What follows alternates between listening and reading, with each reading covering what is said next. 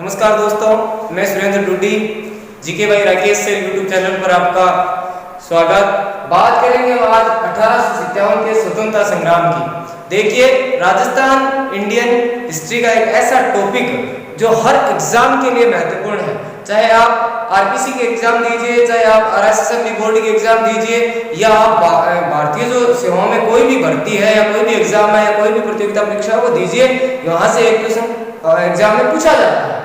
देखिए, 1857 का ये स्वतंत्रता संग्राम, इसे स्वतंत्रता संग्राम हम इसलिए कहते हैं क्योंकि यह भारतीय लोगों द्वारा स्वतंत्रता के लिए किया गया प्रथम प्रयास था, और वैसे वैसे कहते हैं 1857 की क्रांति। अब देखिए कि 1857 की जो क्रांति है उसकी शुरुआत कब हुई, कहां से हुई, योजनाकार कौन था, या उसके बाद में देखिए हमारे सामने ये क्वेश्चन आते हैं कि कहां विद्रोह हुए और उनके नेतृत्वकर्ता कौन थे। सबसे पहले हम बात करेंगे कि 1857 की क्रांति के समय भारतीय गवर्नर जनरल कौन थे। तो देखिए, क्रांति के समय जो भारतीय गवर्नर जनरल थे वो थे कैसे कैनिंग और कैसे क्रांति, तो यानी हम कह सकते हैं लॉर्ड कैनिंग। 1857 की क्रांति के समय जो गवर्नर जनरल थे वो थे लॉर्ड कैनिंग। उसके बाद में देखिए कि 1857 का जो स्वतंत्रता संग्राम है इसकी अगर हम बात करें तो इसकी योजना जो है वो कहां बनी थी। तो देखिए, योजना जो क्रांति की बनी थी वो बनी थी बिठूर में। कहां बनी थी? बिठूर में। और बिठूर जो नामक स्थान है ये आपका उत्तर प्रदेश में, जहां के मुख्यमंत्री जो है वो योगी आदित्यनाथ है। तो देखिए, और सबसे ज्यादा लोकसभा सीट और विधानसभा सीट में हमारे उत्तर प्रदेश से है, तो बिठूर यूपी में क्रांति की योजना बनी। अब देखिए कि योजना बनाने का जो योजनाकार था वो कौन था, तो आप ध्यान में रखोगे योजनाकार थे वो थे नाना साहेब। 1857 की क्रांति की योजनाकार कौन थे, तो नाना साहेब थे। उसके बाद में नेतृत्वकर्ता, यहां से नाम आता है नेतृत्वकर्ता का कि नेतृत्वकर्ता कौन थे। तो देखिए, नेतृत्वकर्ता में अगर हम बात करें तो अंतिम मुगल बादशाह जिनका नाम था बहादुर शाह जफर। ध्यान में आप ये रखोगे कि बहादुर शाह जफर जो है ये अंतिम मुगल बादशाह थे, और इन्हें जफर कहा जाता था। क्या कहा जाता था? जफर, क्योंकि ये जफर के नाम से शायरी लेखन का कार्य करते थे। देखिए, बहादुर शाह जफर के दरबारी थे। आपने जब कहते हैं कि किसी का दिल टूटता है तो एक बंदे की शायरियां बड़ी सुनी जाती हैं, और उसका नाम है गालिब। क्या नाम है? गालिब। ध्यान में आप ये रखोगे ये गालिब जो है ये बहादुर शाह जफर के शासनकाल के समकालीन थे। अगर हम बात करें तो एक नाम आता है, कई बार एग्जाम में क्वेश्चन को घुमाने के लिए पूछा जाता है, वास्तविक नेतृत्वकर्ता। आप ध्यान में रखोगे कि नेतृत्वकर्ता पूछा जाए तो बहादुर शाह जफर, लेकिन जब वास्तविक नेतृत्वकर्ता की बात आती है तो नाम आता है बख्त खां का। किसका नाम आता है? बख्त खां का। और ये बख्त खां जी जो हैं ये बहादुर शाह के सेनापति थे। ये आप ध्यान में रखोगे, बहादुर शाह का सेनापति कौन था? बख्त खां था, जिसे क्रांति का वास्तविक नेतृत्वकर्ता कहा जाता है। उसके बाद में देखिए ये चीजें थी नॉर्मली। अब हमारे सामने ये आया कि क्रांति हुई क्यों, यानी इसके कारण क्या थे, क्रांति के कारण। अब देखो, कारण दो प्रकार के होते हैं। एक कारण होते हैं मुख्य कारण और एक होता है तत्कालीन कारण। सबसे पहले हम बात करते हैं मुख्य कारण की कि क्रांति के मुख्य कारण कौन कौन से थे। तो सबसे पहले देखिए 1857 की क्रांति के जो मुख्य कारण थे उनमें नंबर एक बात आती है कि लॉर्ड होर्डिंग्स की संधियां। लॉर्ड होर्डिंग्स की संधियां। अब लॉर्ड होर्डिंग्स द्वारा 1803-04 में रक्षात्मक संधियां की गई थी। 1803-04 में रक्षात्मक संधियां हुई, और ये रक्षात्मक जो संधियां हुई इनमें सिस्टम ये था कि रक्षात्मक संधियों का मतलब ये था, देखिए, एक तो थी सहायक संधियां और एक थी रक्षात्मक संधियां। रक्षात्मक संधियों का मतलब ये था कि किसी भी भारतीय शासक पर अगर कोई भारतीय राजा ही आक्रमण करेगा या कोई अन्य राजा आक्रमण करेगा तो उसकी रक्षा कौन करेंगे? अंग्रेज करेंगे। बदले में राजा को धन है वो उसको देना पड़ेगा, अंग्रेजों को देना पड़ेगा। उसके बाद में देखिए नंबर 2 कारण, नंबर दो था लॉर्ड वेलेस्ली की सहायक संधि। लॉर्ड वेलेस्ली की सहायक संधियां। लॉर्ड वेलेस्ली द्वारा सहायक संधियों की शुरुआत की गई थी, और लॉर्ड वेलेस्ली ने जो ये सहायक संधियां शुरू की थी ये की थी 1817 में। तो आप ध्यान में रखोगे 1817 में ये सहायक संधियां शुरू हुई थी, लेकिन इन्हें कहा जाता है लॉर्ड वेलेस्ली की सहायक संधियां 1818, क्योंकि सर्वाधिक जो रियासतें थी उन्होंने संधियां की थी 1818 में। ये आप ध्यान में रखोगे।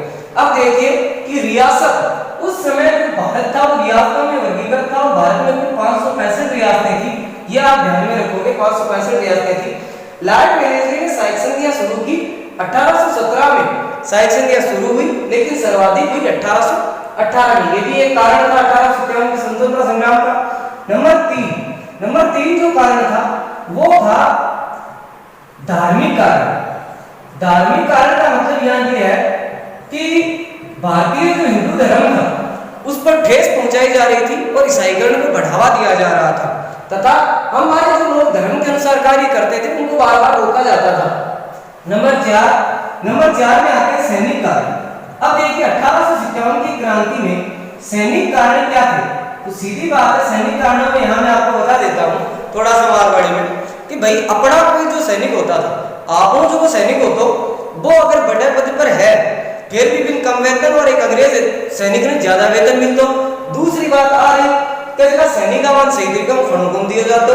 तीसरी बात आ कि सैनिक जो है उनको बाहर भेज दिया जाता था। देखिए एक छोटी सी बात होती है कि भारतीय जो वेद पुराण कहते हैं कि समुद्र को पार करना धर्म के खिलाफ है।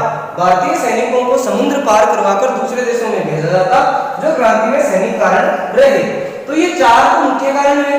अब होता है एक आपका तत्कालीन कारण। देखिए तत्कालीन कारण क्या था, तत्कालीन कारण में अगर हम बात करें तो तत्कालीन कारण में बात आती है किसकी, तो तत्कालीन कारण का पहले तो मतलब क्या होता है कि उसी समय की ऐसी घटना जिसके कारण ये क्रांति शुरू हुई, उस समय ऐसी कौन सी घटना हुई थी। तो आपने अच्छे से पढ़ रखा है, गाय और सूअर की चर्बी का कारतूसों में प्रयोग। गाय और सूअर की जो चर्बी थी उसका कारतूसों में क्या किया जाता था, प्रयोग किया जाता था। अब देखिए कि एग्जाम में क्वेश्चन आपसे ये पूछा जाता है कि गाय और सूअर की चर्बी का किस कारतूस में प्रयोग किया जाता था, कौन सी राइफल में प्रयोग किया जाता था। तो आप ध्यान में रखोगे एनफील्ड राइफल। क्रांति से पहले अंग्रेजों द्वारा एक राइफल काम में ली जाती थी जिसका नाम था एनफील्ड, और ये क्रांति से जस्ट पहले ही आई थी। इस एनफील्ड राइफल का प्रयोग है वो अंग्रेजों ने सर्वप्रथम किया था क्रीमिया युद्ध में। कौन से युद्ध में, क्रीमिया युद्ध में अंग्रेजों द्वारा एनफील्ड राइफल का सर्वप्रथम प्रयोग किया गया था। भारत में जब इसको लागू किया गया उससे पहले, यानी एग्जाम में क्वेश्चन ये पूछा जा सकता है कि एनफील्ड राइफल से पहले अंग्रेजी सरकार है वो भारत में किस राइफल का प्रयोग करती थी। तो आपका उत्तर रहेगा ब्राउन बेस। क्रांति से पहले अंग्रेजों द्वारा जिस राइफल का प्रयोग किया जाता था वो राइफल थी ब्राउन बेस। तो ये आप ध्यान में रखोगे। उसके बाद में अगर हम आगे बात करें तो यहाँ पर हमारे सामने एक मुख्य कारणों में और आता है लॉर्ड डलहौजी की नीति, या हम कह सकते हैं लॉर्ड डलहौजी की हड़प नीति।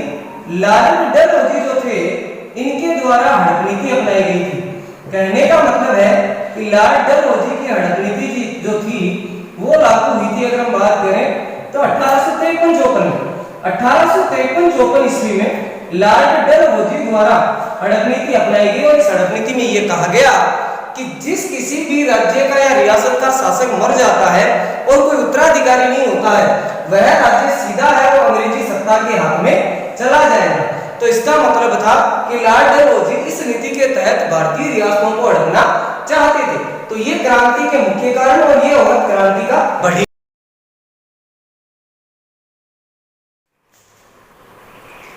तो देखिए अब तक हमने बात की कारणों की, क्या पढ़े थे, क्रांति के कारण। और उसके बाद में देखिए कारणों में हमने 2 प्रकार के पढ़ ली, एक मुख्य कारण पढ़ ली और एक पढ़ ली हमने जो तत्कालीन कारण था क्रांति का, उसकी बात कर ली। अब हम आगे बात करते हैं कि भारत में इस क्रांति के क्या महत्वपूर्ण जो बिंदु थे उनकी चर्चा करते हैं। देखिए क्रांति की सबसे पहली घटना अगर हम बात करें तो 1857 की क्रांति की पहली घटना घटी थी बैरकपुर छावनी। कौन सी छावनी, बैरकपुर छावनी। और बैरकपुर छावनी जो आपकी है वो है ये पश्चिम बंगाल में। ये आप ध्यान में रखो कि दीदी वाले स्टेट में है, ममता बनर्जी वहां की मुख्यमंत्री है। देखिए बैरकपुर छावनी में क्रांति की पहली घटना जो घटित हुई थी वो हुई थी 29 मार्च 1857 को। 29 मार्च 1857। देखिए यहाँ से क्रांति शुरू नहीं हुई है बल्कि पहली घटना घटित हुई है, बल्कि क्रांति की जो योजना बनी थी अगर हम बात करें तो क्रांति की योजना जो बनी थी उसमें नाना साहब द्वारा क्या कहा गया था। नाना साहब ने कहा था कि हम क्रांति शुरू जो करेंगे वो करेंगे 31 मई 1857 और क्रांति की घटना घटित जो हुई वो हो गई थी कब, 29 मार्च 1857 को। बैरकपुर छावनी में ऐसा क्या हुआ जिसकी वजह से क्रांति जल्दी शुरू होगी। तो देखिए बैरकपुर छावनी में एक सैनिक जिनका नाम था मंगल पांडे। अगर हम बात करें तो मंगल पांडे जी जो है वो एक ब्राह्मण, और मंगल पांडे द्वारा ये सूचना प्राप्त की गई कि एनफील्ड राइफलों के अंदर गाय और सूअर की चर्बी का प्रयोग किया जा रहा है, और इसी कारण से मंगल पांडे ने क्या कर दिया, एक अंग्रेज अधिकारी की हत्या कर दी। और अंग्रेज अधिकारी की जिसकी हत्या इन्होंने की, उस अधिकारी का जो नाम था वो था भूषण। तो आप ध्यान में रखोगे कि किस अंग्रेज अधिकारी की मंगल पांडे द्वारा बैरकपुर छावनी में हत्या की गई, तो हुसैन नामक अंग्रेज अधिकारी की क्या कर दी गई, हत्या कर दी गई। अब जो ही हुसैन की हत्या हुई और हुसैन के साथी जिनका नाम था मेजर बाफ, ये घायल हो गए। मंगल पांडे को कर लिया जाता है बैरकपुर छावनी में गिरफ्तार, और गिरफ्तारी के बाद 8 अप्रैल 1857 को इनको दे दी जाती है फांसी। 8 अप्रैल 1857। यहां से हमें क्वेश्चन ये मिल जाता है कि 1857 की क्रांति के दौरान सर्वप्रथम फांसी पर किसे चढ़ाया गया, तो मंगल पांडे को। बैरकपुर छावनी में विद्रोह करने वाला सैनिक कौन था, तो मंगल पांडे था। क्रांति की पहली घटना कहां घटित हुई, तो बैरकपुर छावनी में। कब घटित हुई, तो 29 मार्च 1857 को। अब यहाँ से एक बात और देखिए आप, कई बार एग्जाम में क्वेश्चन होता है वो किस प्रकार पूछ लिया जाता है कि बैरकपुर छावनी में मंगल पांडे जिस बटालियन के सैनिक थे वो कौन सी बटालियन थी, तो आप ध्यान में यहाँ पर ये रखोगे, ये थी 34वीं नेटिव इन्फेंट्री। कौन सी एनआई थी, 34वीं नेटिव इन्फेंट्री के ये जवान थे, और 34वीं नेटिव इन्फेंट्री ने यहाँ पर विद्रोह किया था। अब देखिए 8 अप्रैल 1857 को इन्हें फांसी दी गई। इनकी फांसी के बाद क्रांति ने एक नया तुल पकड़ा। अब देखिए कि योजना में कहा गया कि क्रांति शुरू की जाएगी 31 मई को। अब देखो यहाँ पर योजना जब बनी तो एक महत्वपूर्ण नारा दिया गया था, मारो फिरंगी। अब कुछ बच्चों के दिमाग में ये आ रहा है कि चलो दिल्ली मारो फिरंगी का नारा है, वो राजस्थान की एक क्रांतिकारी स्थल एरिनपुरा छावनी से दिया गया था। तो ध्यान में आप रखोगे, हाँ वो हमने दिया था, चलो दिल्ली मारो फिरंगी का नारा एरिनपुरा छावनी राजस्थान की धरती से दिया गया था। लेकिन सिर्फ अगर आपसे मारो फिरंगी पूछे तो वो दिया गया था बिठूर यूपी से। तो ये आप ध्यान में रखोगे। उसके बाद में अगर हम बात करें तो आगे बात करते हैं क्रांति में, क्रांति का जो प्रतीक चिन्ह है वो क्या रखा गया, तो आप ध्यान में रखोगे चपाती और इसके साथ में कमल। चपाती और कमल ही क्रांति का प्रतीक चिन्ह क्यों रखा गया, क्या कारण था, तो आप ध्यान में रखोगे चपाती हम कहते हैं रोटी को, जो क्रांतिकारी छावनियां थी उनमें बांटा गया कमल, और जो गांव के लोग थे उनको दी गई रोटियां, और कहा गया कि आप हमारा क्रांति में साथ दीजिए। अब देखिए कि बैरकपुर छावनी की घटना का प्रभाव यहाँ मेरठ में कैसे पड़ता है, तो देखिए मेरठ जो है ये यूपी का एक स्थल है, और मेरठ में जो है विद्रोह हुआ था, हम बात करें तो 10 मई 1857 को। 10 मई 1857 को मेरठ में विद्रोह हुआ, और यहीं से मानी जाती है क्रांति की शुरुआत। तो भारत में 1857 की क्रांति की शुरुआत कब हुई, 10 मई 1857 को। तो एक चीज यहाँ पर और ध्यान में आप रखोगे कि उस दिन बार क्या था, तो ध्यान में रखोगे भारत में क्रांति की शुरुआत हुई थी रविवार को, यानी छुट्टी के दिन 1857 की क्रांति हुई थी, ये आप ध्यान में रखोगे। उसके बाद में अगर हम बात करें तो आगे बढ़ते हैं। 10 मई 1857 को यहाँ से क्रांति की शुरुआत हुई। कई बार एग्जाम में क्वेश्चन पूछा जाता है यहाँ पर कौन सी नेटिव इन्फेंट्री तैनात थी, तो ध्यान में रखोगे यहाँ पर 20वीं एनआई है वो तैनात थी। मेरठ में 20वीं एनआई तैनात थी। मेरठ के जो 20वीं एनआई के जो जवान थे वो मेरठ से पहुंच गए दिल्ली। कहाँ आ गए, दिल्ली आ गए। और दिल्ली में जो है उस समय जो शासन चल रहा था वो चल रहा था आपका बहादुर शाह जफर। कहने का मतलब है कि मुगल बादशाह बहादुर शाह जफर थे, लेकिन केवल और केवल नाम मात्र के शासक थे। अंग्रेजों द्वारा इनकी सारी व्यवस्थाएं हैं वो हड़प ली गई थी।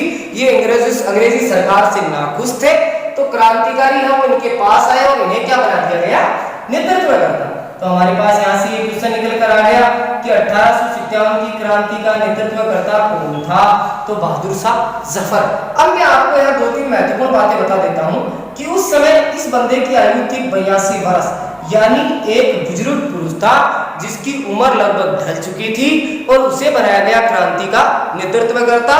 कहीं ना कहीं हमारी ये कमजोरी रही थी, भारतीय क्रांतिकारियों की एक कमजोरी रही थी कि एक बुजुर्ग व्यक्ति को क्या बनाया गया था, नेतृत्व करता बनाया गया था। अब देखिए कि एक नाम आता है जफर। जफर का मैं पहले ही कह चुका हूं कि ये शायरियां करते थे, शायरी पढ़ने का इन्हें बहुत शौक था, शायरियां लिखने का शौक था, इसीलिए इनकी शायरियां जफर के नाम से आती थी। तो देखिए इनकी एक प्रसिद्ध शायरी है कि उम्र दराज मांग कर लाए थे 4 दिन, 2 आरज़ू में गुजर गए, 2 इंतजार में गुजर गए। एक बात ये ध्यान में रखोगे, एक शायरी ये है कि ऊपर वाले से थोड़ा मांगा था उसने बहुत कुछ दिया, लेकिन गालिब ऊपर वाले से थोड़ा मांगा था उसने बहुत कुछ दिया, लेकिन गालिब मुझे मेरी अंतिम समय में मेरी धरती ना दी। कहने का मतलब ये है कि बहादुर शाह जफर जो है इनकी मृत्यु होती है रंगून में। ये आप ध्यान में रखोगे, बर्मा या म्यांमार रंगून में होती है, तो ध्यान में रखोगे वहां पर इनकी मृत्यु होती है। ये देश हित में जिए, देश इसमें मरे, लेकिन अंतिम समय में इनको धरती है वो भारत की नसीब नहीं हुई। यहाँ पर एक बात और आती है कि बहादुर शाह जफर का एक सेनापति जिसका नाम था बख्त खां, तो आप ध्यान में रखोगे कि क्रांति का जो वास्तविक नेतृत्व करता था वो था बख्त खां। 1857 की क्रांति का वास्तविक नेतृत्व करता अगर किसे माना जाता है तो बख्त खां को माना जाता है। उसके बाद में देखिए आगे हम बिंदुओं की बात करते हैं कि बहादुर शाह जफर ने यहाँ पर क्रांति का नेतृत्व किया, लेकिन अंग्रेज अधिकारी लॉर्ड होब्स द्वारा इस विद्रोह का क्या कर दिया गया, दमन कर दिया गया। तो दिल्ली में क्या हो गया, क्रांति का दमन हो गया। अब देखिए आगे बात करते हैं। आगे अगर हम बात करें तो इंडियन हिस्ट्री से संबंधित एक बिंदु और यहाँ पर आता है झांसी में क्रांति कब हुई, तो ध्यान में आप ये रखोगे कि झांसी में जो क्रांति हुई वो 3-4 जून 1857 को हुई, 3-4 जून 1857 को, और नेतृत्व जो करता थी वो थी रानी लक्ष्मीबाई। ध्यान में आप ये रखोगे कि रानी लक्ष्मीबाई जो है इनके पुत्र का नाम था वो दामोदर राव था और इनके पति का नाम था वो गंगाधर राव था। तो ध्यान में रखो, पति गंगाधर और पुत्र दामोदर। कहा जाता है कि लक्ष्मीबाई है इसके बचपन का नाम था मणिकर्णिका। क्या नाम था, मणिकर्णिका।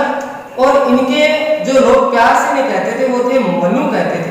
क्या कहते थे, मनु इन्हें प्यार से कहते थे। अगर आपको सुभद्रा कुमारी चौहान की वो पंक्तियां याद आती होंगी कि चमक उठी सन 57 में वो तलवार पुरानी थी, खूब लड़ी मर्दानी वो तो झांसी वाली रानी थी। इसी झांसी वाली रानी लक्ष्मीबाई के बारे में कहा जाता है।